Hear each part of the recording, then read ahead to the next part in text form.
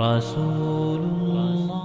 marxaladihii uu quraanka soo maray. Mawduucana maanta waxaan kaga hadli doonaa marxaladihii uu quraanka kariimka soo maray anagoo u kala qaadi doono 3 marxaladood. Marxaladda koowaad xilligii Nabi Maxamed sallallahu alayhi wasallam.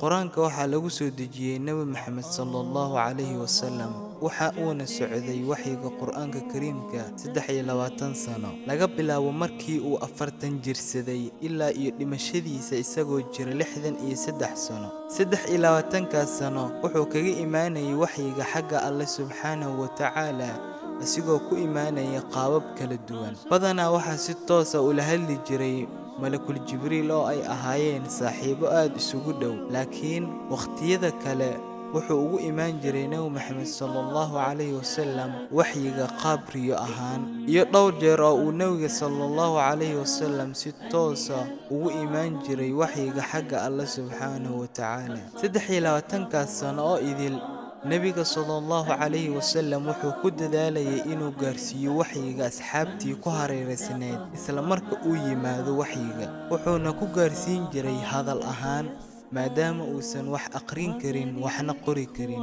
laakiin wuxuu si xoogan ugu booriyay dadkii kale ee ku hareeraysanaa ee asxaabtii ahaa Nabi Maxamed sallallahu alayhi wasallam inay qoraan waxyiga sidoo kalena ay xifdiyaan. tani waxay aasaas u ahayd sida ay muslimiintu u rumaysan yihiin in quraanku u noqday mid la ilaaliyay. Allah subhanahu wa ta'ala wuxuu leeyahay نحن نزلنا الذكر وإنا له لحافظون.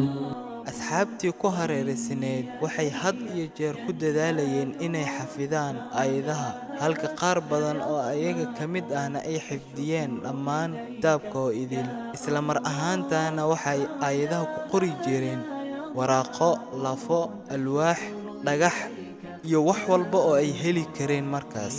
waqti kadib ugu yaraan 65 asxaabtii Nabiga ka mid ah waxay u shaqayn jireen sidii qorayaal ah. ugu dambeyntii wuxuu aasaasay Nabi Maxamed sallallahu alayhi wasallam dugsi asagoo u heelanaa markasta inuu wax baro qaar badan oo asxaabtiisa ka mid ah. si kastaba ha ahaatee, lahjada qabiilka Quraysh ee ahaa qabiilkii Nabi Maxamed sallallahu alayhi wasallam uu ka dhashay ma ahayn lahjada kaliya ee jasiiradda Carabta looga hadlo, maadaama diintu ay qaateen qabiilo tiro badan inay la halgamaan fahanka quraanka kariimka. si taas loogu gudbo, Nabi Maxamed sallallahu alayhi wasallam waxaa loo ogolaaday inuu quraanka ku baro dadka 7 ka mid ah lahjadaha waaweyn ee gobolka ka jira, taasoo u ogolaanaysa fariinta in si ballaaran loo fahmo. lahjadahani wax saameyn ah kuma yeelan diiwaankii qornaa, maadaama ay ku kala duwanaayeen kaliya markii quraanka si dhab ah loogu dhawaaqayo.